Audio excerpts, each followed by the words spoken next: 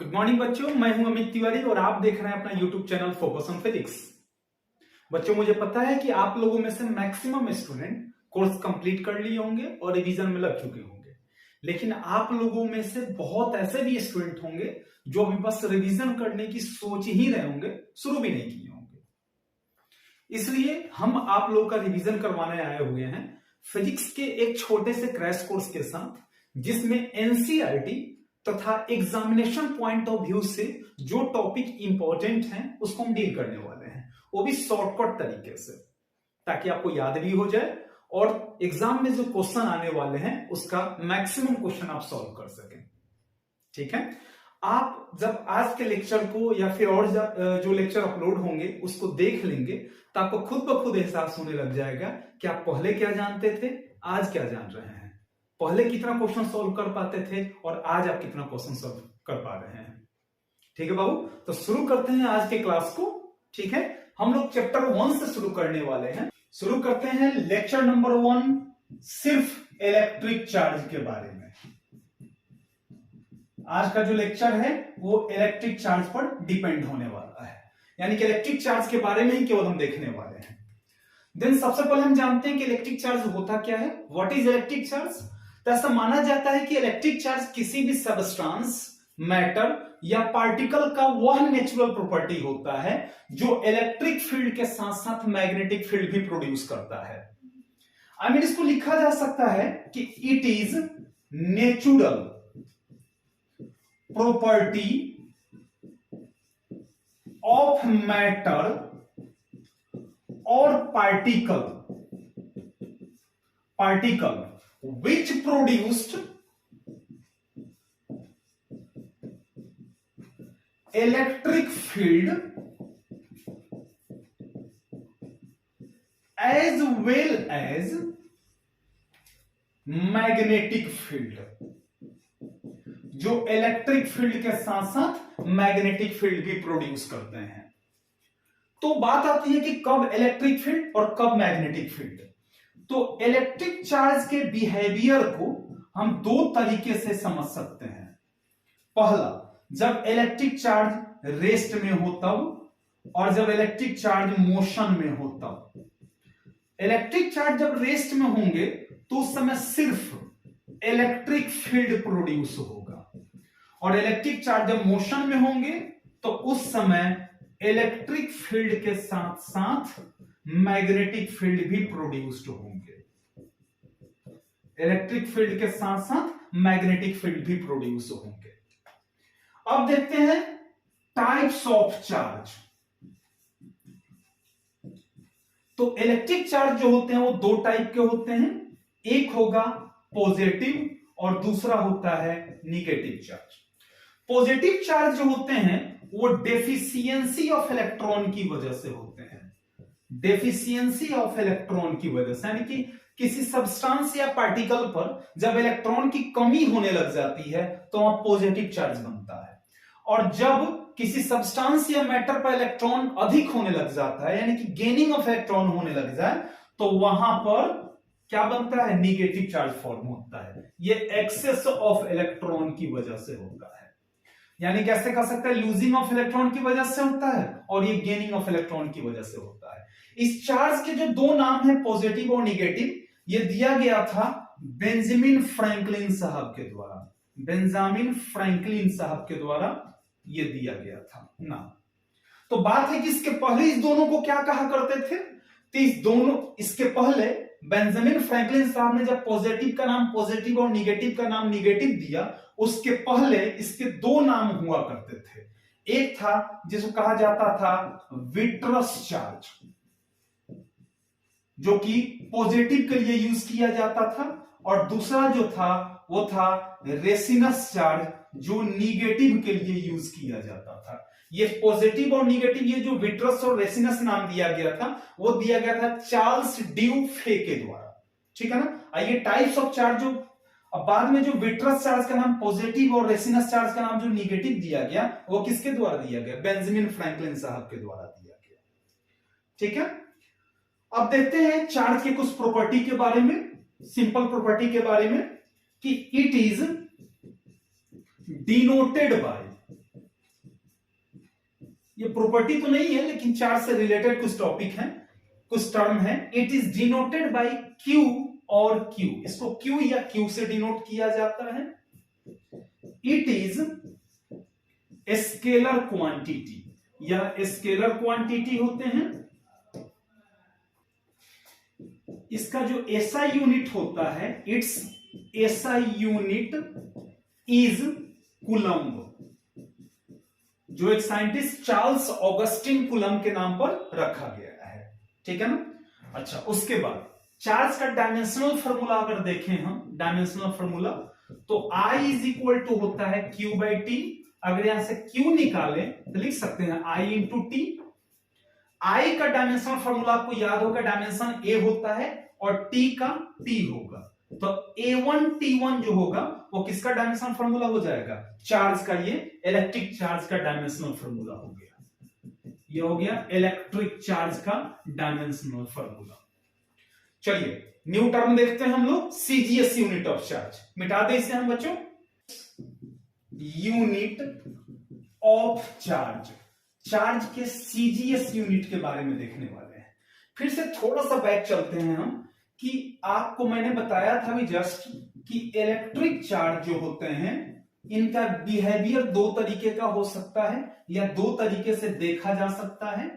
एक, जब charge rest में हो तब, और दूसरा चार्ज जब मोशन में हो तब।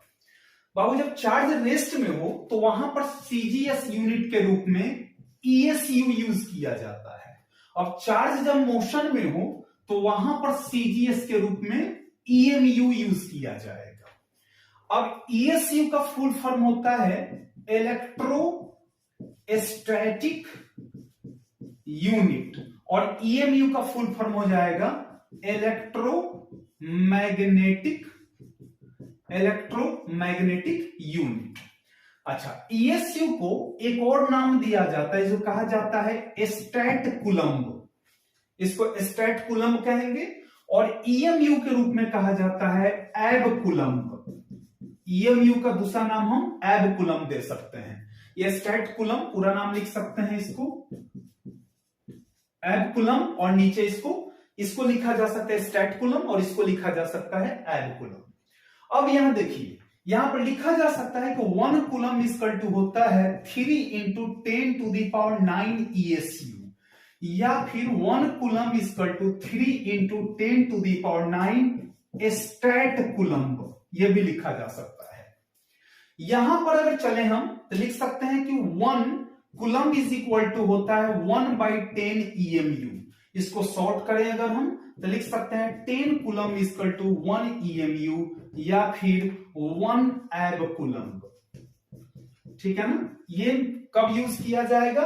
जब चार्जेज मोशन में हो, ठीक है ना, तब यहां पे यूज किए जाएंगे ये वाला टर्म इलेक्ट्रोमैग्नेटिक यूनिट। अब जब चार्जेज रेस्ट में हो तो ये वाला टर्म यूज किया जाएगा इलेक्ट्रोस्टैटिक यूनिट।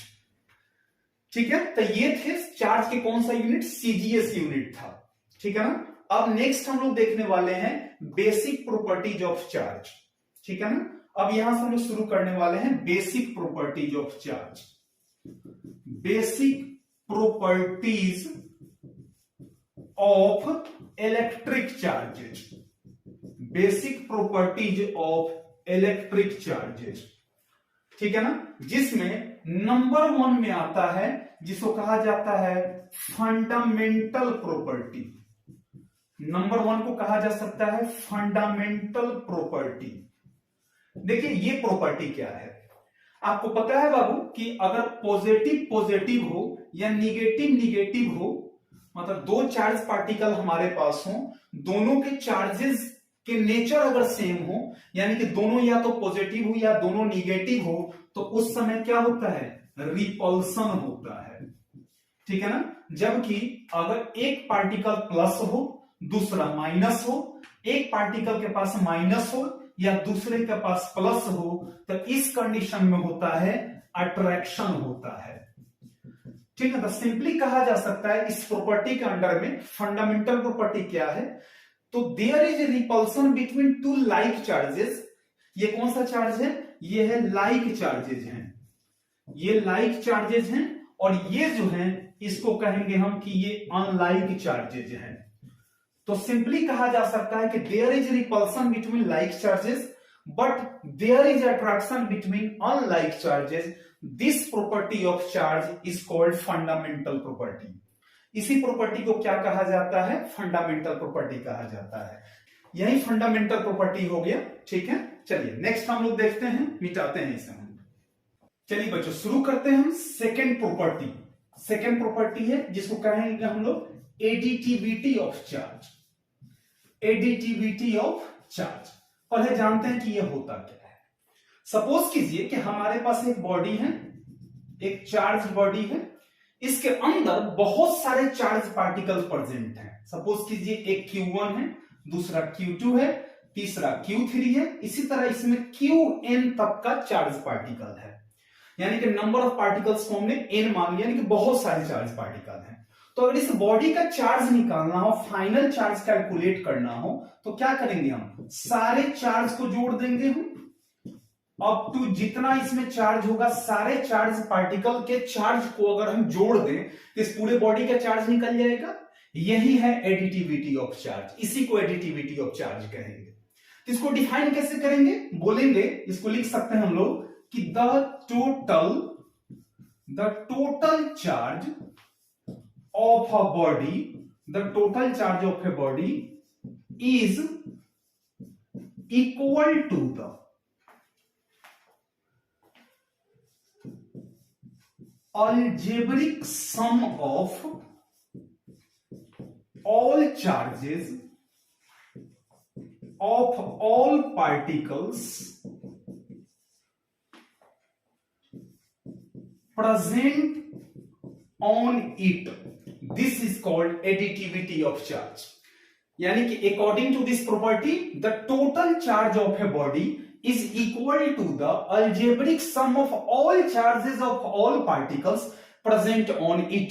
यानी कि इस बॉडी का चार्ज निकालना हो तो इस बॉडी पर जितने चार्ज पार्टिकल प्रेजेंट होंगे सारे चार्ज पार्टिकल को जोड़ देंगे तो एक सिंगल बॉडी का चार्ज निकल जाएगा। जैसे सपोज कीजिए कि हमारे पास एक चार्ज बॉडी है, इस पर बहुत सारे चार्ज पार्टिकल हैं। फॉर एग्जांपल पहला है +4 कूलम, दूसरा है +2 कूलम और तीसरा है -1 कूलम। पूछे पूरे बॉडी का चार्ज निकालो, तो पूरे बॉडी का चार्ज निकालने के लिए हम क्या करेंगे? सबको जोड़ देंगे। तो कितना हो जाएगा? 4 कूलम +2 कूलम और +-1 कूलम, यानी कि 4 to 6 कूलम -1 कूलम, यानी कि हो गया कितना? 5 कूलम आ गया। यानी कि इस बॉडी का चार्ज कितना आ गया? 5 कूलम आ गया। उम्मीद है समझ में आ गया होगा। चलिए प्रॉपर्टी नंबर 3 देखते हैं, जिसको कहते हैं हम लोग quantization of charge. Quantization of charge, पहले इसका डेफिनेशन क्लियर कर लेते हैं, फिर समझने की कोशिश करते हैं। क्वांटाइजेशन ऑफ चार्ज में हम लिख सकते हैं या समझ सकते हैं कि द लूजिंग और गेनिंग ऑफ इलेक्ट्रॉन और charge, the losing or gaining of electron or charge is always in the form of integers। हमेशा किसके फॉर्म में लूजिंग गेनिंग होता है? इंटीजर्स के फॉर्म में लूज या गेन हो सकते हैं। अब कैसे समझने की कोशिश करते हैं। माना कि एक बॉडी है, ठीक है ना, इससे एक बार इधर हम लिख रहे हैं, एक बार इलेक्ट्रॉन का लॉस हो रहा है। सपोज कीजिए एक बार इलेक्ट्रॉन का लॉस हो रहा है और एक बार इसी बॉडी पर इलेक्ट्रॉन का गेन हो रहा है। मान लो 1 इलेक्ट्रॉन का लॉस हुआ, 1 इलेक्ट्रॉन का लॉस हुआ तो +1e लिखेंगे। आपको पता है कि बॉडी जब इलेक्ट्रॉन को लूज करता है तो प्लस चार्जेस बनाते हैं और इलेक्ट्रॉन को गेन करता है तो माइनस चार्ज बनाता है। उसी तरह 2 इलेक्ट्रॉन का अगर लॉस हो तो लिख सकते हैं 2e, 3 इलेक्ट्रॉन का लॉस हो तो +3e और n इलेक्ट्रॉन का लॉस हो तो +ne लिखा जा सकता है। फिर इधर अगर चले हम तो अगर 1 इलेक्ट्रॉन का गेन हो तो -1e, 2 इलेक्ट्रॉन का गेन हो तो -2e, 3 इलेक्ट्रॉन का गेन हो तो -3e और n इलेक्ट्रॉन का गेन हो तो माइनस Na लिखा जा सकता है। यानी कि यहां जो इलेक्ट्रिक चार्ज होंगे वो प्लस Na के रूप में ट्रांसफर होंगे या फिर लूज करेंगे, और यहां पर जो इलेक्ट्रिक चार्ज होंगे वो माइनस Na के रूप में गेन होंगे। अब यहां पर देखिए डेफिनेशन का, द लूजिंग और गेनिंग ऑफ इलेक्ट्रॉन और charge is always in the form of integers. Integers का मतलब होता है कि डेसिमल में नहीं होना चाहिए, फ्रैक्शन में नहीं होना चाहिए। यानी कि किसी बॉडी से इलेक्ट्रॉन का ट्रांसफरिंग 1/3 के रूप में, ठीक है ना, उसी तरह मतलब कि फ्रैक्शन में नहीं होना चाहिए। अगर कोई बोलता है कि इस बॉडी से इलेक्ट्रॉन लॉस हो रहे हैं और नंबर ऑफ इलेक्ट्रॉन 1.2 है, तो ये सही नहीं है, क्योंकि कभी भी इलेक्ट्रॉन्स या चार्जेस हमेशा इंटीजर्स के रूप में ट्रांसफर होंगे, फ्रैक्शन के रूप में नहीं हो सकता है, डेसिमल के रूप में नहीं हो सकता है। इंटीजर्स में कौन कौन सा आ जाएगा, या तो प्लस नंबर आएंगे या माइनस नंबर आएगा। प्लस नंबर में जैसे +1 +2 +3 मैंने लिखा भी है, +4 +5। यहां पर माइनस के रूप में -1 -2 -3 इस तरह से आएगा। कभी भी -1.2 -1.3 उसी तरह +1.2 +1.3 पॉसिबल नहीं है। आई बात समझ में? यह हमेशा इंटीजर्स के रूप में ट्रांसफर होते हैं, यानी कि क्यू जो चार्जेस होंगे वो हमेशा प्लस माइनस Na के रूप में होगा। इसी को हम लोग कहते हैं क्वांटाइजेशन ऑफ चार्ज। यही है क्वांटाइजेशन ऑफ चार्ज। अगर हम चार्ज को हटा दे, प्लस माइनस को हटा दे, तो Q बराबर क्या लिखा जा सकता है, Ne लिखा जा सकता है, ठीक है ना। तो न्यूमेरिकल में जनरली ये वाला यूज किया जाता है, और ये क्वांटाइजेशन समझाने के लिए आपको Q बराबर प्लस माइनस Na लिखा गया है। देखिए बच्चों, जो ये क्वांटाइजेशन ऑफ चार्ज है, इसका सबसे पहले जो सजेशन दिया गया था वो दिया गया था माइकल फैराडे के द्वारा। माइकल फैराडे के द्वारा सबसे पहले सजेशन दिया गया था क्वांटाइजेशन ऑफ चार्ज के बारे में, ठीक है ना। और एक्सपेरिमेंटली वेरीफाई किया गया था 1912 में मिलीकैन के द्वारा, ठीक है। सबसे पहले एक्सपेरिमेंटली वेरीफाई किया गया था। तो चलिए, ये तो थर्ड प्रॉपर्टी कंप्लीट हुआ। अब देखते हैं हम लोग फोर्थ प्रॉपर्टी, जिसका नाम है कंजर्वेशन ऑफ चार्ज। मिटा दें इसे।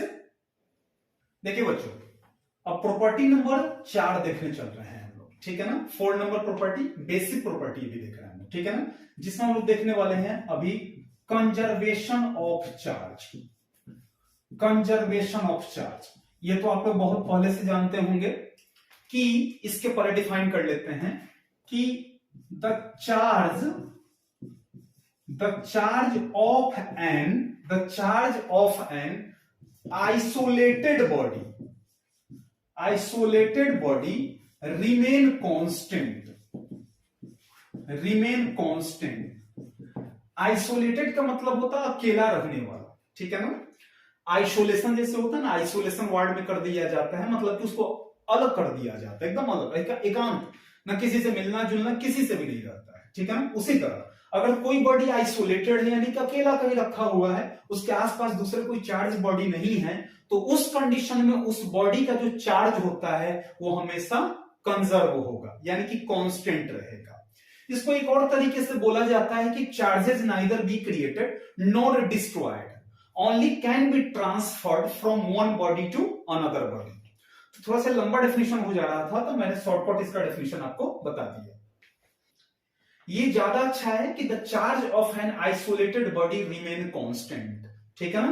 अब कंजर्वेशन पर कुछ बात देखते हैं। देखिए, जैसे यूरेनियम 92 ले लीजिए, जिसका एटॉमिक मास होता है 235। इस पे आप न्यूट्रॉन का अटैक करा रहे हैं, ठीक है ना।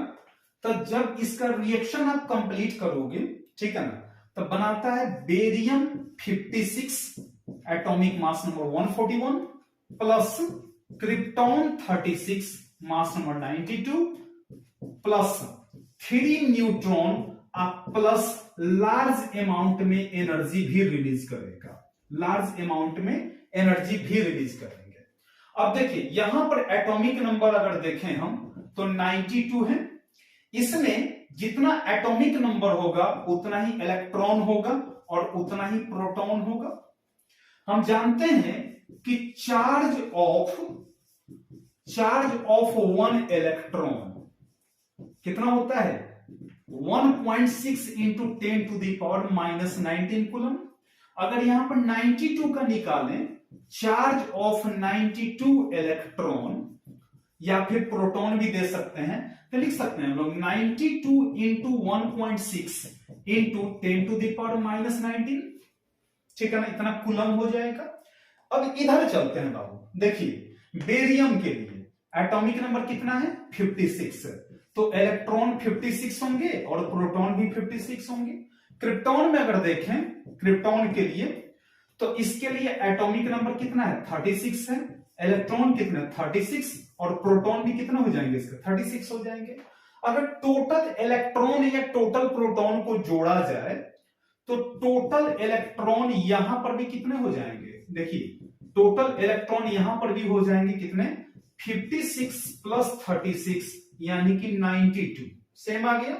फिर यहां पर देखें अगर चार्ज ऑफ 92 इलेक्ट्रॉन का अगर चार्ज देखें तो लिख सकते हैं 92 इंटू 1.6 इंटू 10⁻⁻19 कूलम। अब इधर आप देखो, इधर जितना चार्ज रहा इधर भी उतना ही चार्ज रहा, यानी कि चार्जेस यहां पर क्या हो गए कंजर्व्ड हो गए, ठीक है ना, ये चार्जेस यहां पर क्या हो गए कंजर्व्ड हो गए, यानी कि जितना इलेक्ट्रॉन का चार्ज इधर था, जितना प्रोटॉन का चार्ज इधर था, यानी कि बिफोर सिस्टम का जो चार्ज था आफ्टर भी सिस्टम का उतना ही चार्ज रहा। This is called conservation of charge, इसको कंजर्वेशन ऑफ चार्ज का नाम दे सकते हैं, ऐसे ही समझा जा सकता है। जैसे कि एक और, जैसे कि माने कि एक बॉडी है आपके पास, अगर ये 10 कूलम चार्ज कैरी कर रहा है, इसके चार्ज को अगर पूरा निकाल दिया जाए तो जब ट्रांसफर होकर के दूसरे बॉडी में जाएगा तो दूसरे बॉडी पर कितने चार्जेस बढ़ गए रहेंगे 10 इलेक्ट्रॉन बढ़ गए रहेंगे।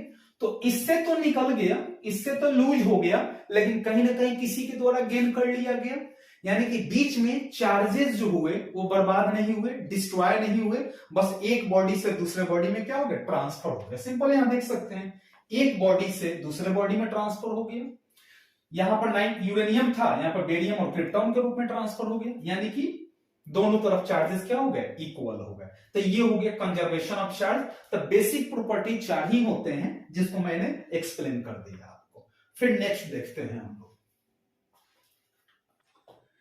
चलिए बच्चों नेक्स्ट देखते हैं हम लोग methods of charging. Methods of charging, इस टॉपिक को समझने के पहले एक टर्म हम समझने की कोशिश कर रहे हैं, देखिएगा क्या है सो इलेक्ट्रोस्टैटिक इंडक्शन। हर बार की तरह इस पहले इसका डेफिनेशन क्लियर कर ले। देखिएगा कि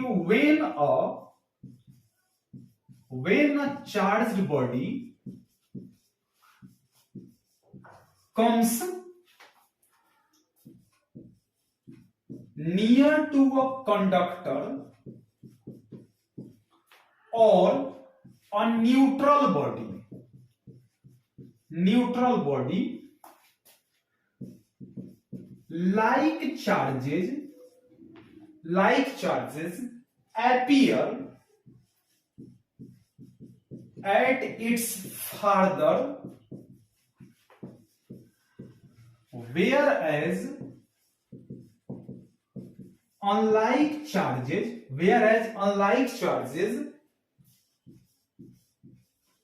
appear at its closure, ठीक है ना, appear at its closure. This process is called electrostatic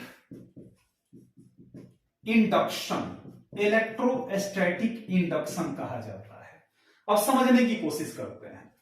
देखिए सपोज कीजिए कि एक बॉडी है हमारे पास, सपोज करते हैं एक बॉडी है जो कि न्यूट्रल है। न्यूट्रल का मतलब यह नहीं होता है कि उसमें कुछ भी ना हो, न्यूट्रल का मतलब होता है इलेक्ट्रॉन और प्रोटॉन इसमें बराबर होंगे। अब सपोज कीजिए कि इस बॉडी के पास एक चार्ज्ड बॉडी लेकर के आ रहे हैं, दूसरा कोई चार्ज बॉडी, ये पॉजिटिव भी हो सकता है और निगेटिव भी हो सकता है। तो सपोज कीजिए कि हमने यहां पर पॉजिटिव चार्ज लेकर के आए। अब पॉजिटिव और इसके अंदर जितने पॉजिटिव होंगे दोनों के बीच में रिपल्सन शुरू हो जाएगा।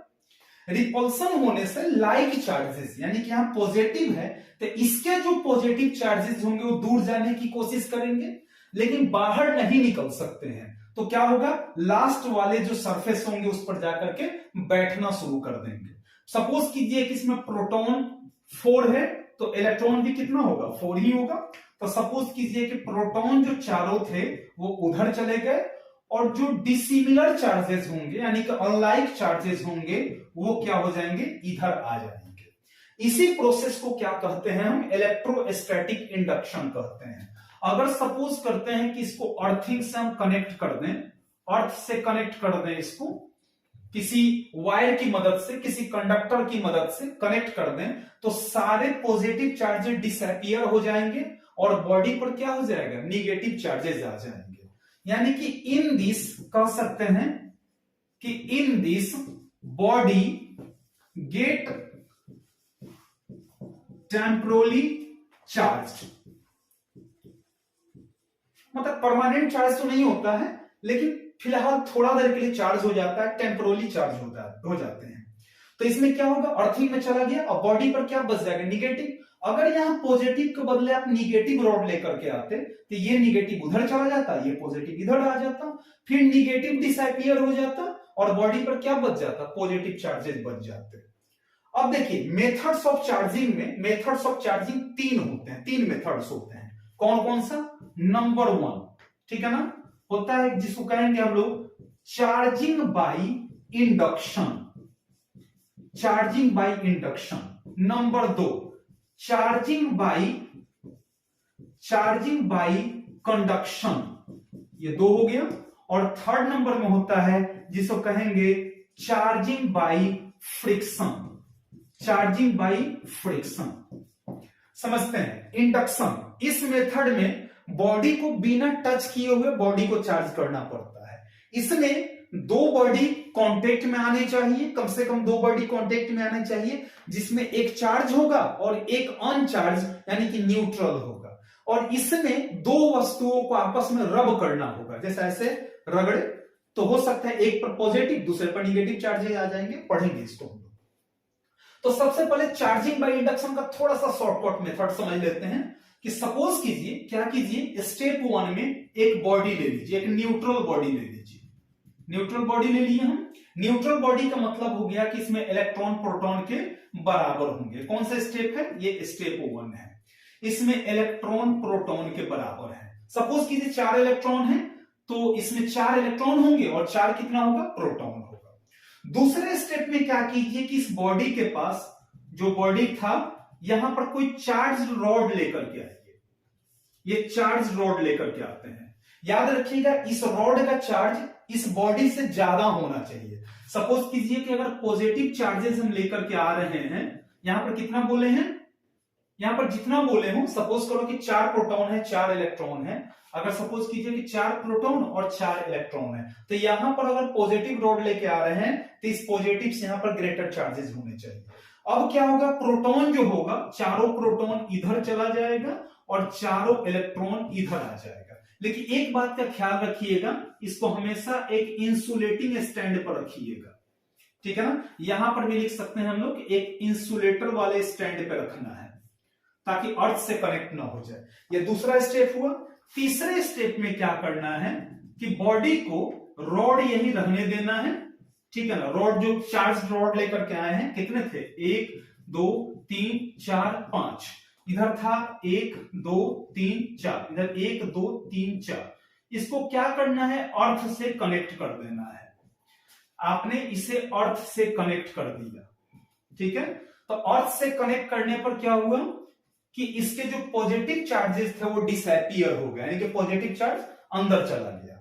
ये पॉजिटिव चार्ज के हटते ही आप रॉड को हटा लीजिए तो पूरे बॉडी पर कौन सा चार्ज फैल जाएगा, निगेटिव चार्ज चारों तरफ फैल गए रहेंगे, ठीक है ना। कितने चार्ज थे, 1 2 3 4। तो स्टेप 1 हो गया, स्टेप 2 हो गया, स्टेप 3 हो गया, ऐसे लिख दे रहे हैं हम। ये हो गया स्टेप 1, ये हो गया स्टेप 2, ये हो गया स्टेप 3 और स्टेप 4। चौथे स्टेप में जाकर के हमने क्या किया, बॉडी को चार्ज कर दिया। हम कहां से चले थे, न्यूट्रल बॉडी से चले थे और कहां पे पहुंच गए, चार्ज बॉडी पर पहुंच गए। अगर बाबू यहां पर आप निगेटिव रॉड लेकर के आते तो ये निगेटिव उधर हो जाता, पॉजिटिव इधर आ जाता, फिर यहां पर निगेटिव डिसअपियर हो जाता और बॉडी पर क्या बच जाता, सिर्फ और सिर्फ पॉजिटिव चार्जेस बच जाते। तो ये था पहला method, charging by induction method.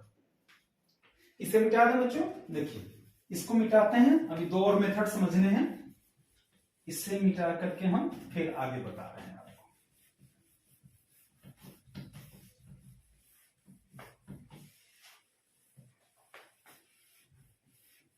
देखिए दूसरा मेथड है चार्जिंग बाय कंडक्शन। देखिए बाबू पहला मेथड तो ये हो चुका है, अब दूसरा देखते हैं चार्जिंग बाय कंडक्शन का। इसमें क्या कीजिए कि एक न्यूट्रल बॉडी ले लेंगे, हम न्यूट्रल बॉडी ले लेंगे, न्यूट्रल बॉडी के जितना इलेक्ट्रॉन उतना प्रोटॉन होंगे। पहले स्टेप में एक न्यूट्रल बॉडी ले लीजिए, दूसरे स्टेप में क्या करेंगे, एक चार्ज्ड बॉडी के साथ इसको कांटेक्ट करा देंगे। सपोज कीजिए ये न्यूट्रल बॉडी है और ये चार्ज बॉडी है, या फिर ये चार्ज बॉडी है, ये न्यूट्रल बॉडी है। सपोज कीजिए ये चार्ज बॉडी है, पॉजिटिव चार्ज बॉडी है, जिस पर 6 पॉजिटिव चार्जेस हैं, इस पर 6 या अधिक भी कर सकते हैं, 8 कर दिए, वैसे तो बहुत सारे होंगे लेकिन फिलहाल मैं एक डाटा बता रहा हूं। दोनों को इंसुलेटिंग स्टैंड पे रखना ना भूलें, दोनों को स्टैंड पे रखना है, जरूरी है स्टैंड पे रखना। स्टैंड पर हमने रख दिया, कुछ देर तक आप ऐसे ही छोड़ दो और कुछ देर के बाद दोनों को सेपरेट कर दीजिए। सेपरेट करने पर होगा क्या कि आप क्या कीजिए कि सेपरेट करते हैं, अब एक बॉडी जो था ऐसे दोनों को अलग अलग कर देना है। कुछ देर के बाद, कुछ देर सांस छोड़ने के बाद दोनों बॉडी को क्या किया गया, अलग अलग कर दिया गया, दोनों बॉडी को हमने अलग अलग कर दिया। अब देखिए कितने चार्जेस थे इस पे, 8 थे ना, तो 4 पॉजिटिव चार्ज इस पर आ जाएगा और 4 इस पे चले जाएंगे, यानी कि इक्वली डिस्ट्रीब्यूट हो गया। हमने क्या लिया था, न्यूट्रल बॉडी लिया था, चार्ज बॉडी के साथ कांटेक्ट कराया हमने, कुछ देर तक छोड़ा हमने, बाद में पाया कि दोनों बॉडी का जो चार्ज था वो क्या हो गया, इक्वल हो गया। तो आपका ये भी हो गया चार्जिंग बाय इंडक्शन, ठीक है ना। थर्ड नंबर देखते हैं चार्जिंग बाय फ्रिक्शन, आसानी से समझते हैं इसको।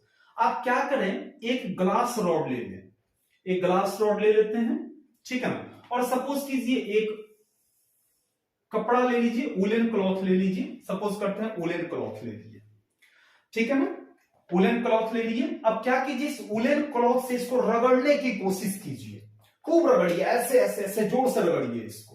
रगड़ने के बाद आप देखेंगे कि इस ग्लास रॉड से इलेक्ट्रॉन निकल करके इस कपड़े पर जाना शुरू हो जाएगा, इस वुलन क्लॉथ पे जाना शुरू हो जाएगा, इलेक्ट्रॉन निकल करके सब जाना शुरू हो जाएगा, जिसकी वजह से क्या होगा, ये बॉडी चूंकि इससे इलेक्ट्रॉन निकल रहा है तो ये बॉडी जो ग्लास रॉड था ये पॉजिटिव हो जाएगा, ठीक है ना।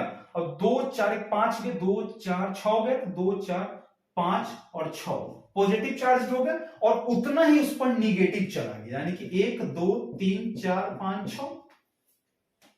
आप देख रहे हैं ये क्लॉथ दोनों को अलग अलग हमने रखा था, दोनों में कोई चार्ज नहीं था। जब इसको हमने रब किया, इसका एक और एग्जांपल दे रहे हैं, आप क्या कीजिए, एक प्लास्टिक रॉड ले लीजिए, प्लास्टिक का पेन वगैरह, उसको बाल में ऐसे ऐसे जोर से रब कर दीजिए। उसके बाद उस प्लास्टिक रॉड को आप लेकर के किसी छोटे छोटे पेपर के टुकड़े को, जो बचपन में हम लोग जादू का खेल दिखाते थे, आप लोगों ने भी किया होगा, उसको एक क्या कीजिए, छोटा छोटा पेपर तोड़ दीजिए, वहां पर लेकर के उसको जाइए। आप देखेंगे कि रब करने के बाद, ऐसे रब करने के बाद, रगड़ने के बाद, जब आप कलम को या किसी प्लास्टिक रॉड को उस पेपर के पास लेकर के जाएंगे तो पेपर को अपनी तरफ अट्रैक्ट करना शुरू कर देगा। समझ गए ना बात को, यानी कि रब करने की वजह से बॉडी में क्या आ गया, किसी चीज को अट्रैक्ट करने की प्रॉपर्टी आ गई, ठीक है ना। सेम इसको जब हमने जोर से रगड़ा तो इसका इलेक्ट्रॉन निकल के इस पे चला गया, वुलन क्लॉथ पे चला गया, तो जिससे इलेक्ट्रॉन निकलता है वो पॉजिटिव चार्ज होता है और जिस पे इलेक्ट्रॉन जाता है वो क्या होता है, निगेटिव चार्जेस होते हैं। ये निगेटिव हो गया और दूसरा क्या हो जाएगा, पॉजिटिव चार्ज हो जाएगा। आई बात समझ में। तो ये था मेथड्स ऑफ चार्जिंग। चलिए रहने देते हैं, फिर इसको देखते हैं हम लोग नेक्स्ट लेक्चर में। नेक्स्ट लेक्चर में हम क्वेश्चन लेकर के आ रहे हैं इसी से रिलेटेड, ठीक है ना। तो वो क्वेश्चन बनाने के पहले आप इसको जरूर देख लेंगे, तभी वो क्वेश्चन आपसे बन पाएगा। हो सकता है इस क्वेश्चन में ऐसे कुछ टॉपिक मिलेंगे जो इसमें नहीं पढ़े होंगे, लेकिन आपका काफी अच्छा से कंप्लीट कराने वाले हैं हम। बस आप पढ़ते रहिए, लेक्चर देखते रहिए, आपको घर बैठे फिजिक्स की पूरी डिटेल मिल जाएगी, पूरी पढ़ाई मिल जाएगी आपको। Thank you. मिलते हैं नेक्स्ट क्लास में, नेक्स्ट लेक्चर के साथ में, इसके बाद वाले पार्ट को लेकर के। तब तक आप इसको स्टडी करें और इससे रिलेटेड जो मैं क्वेश्चन डाल रहा हूं उसको बनाएं। Thank you so much Babu.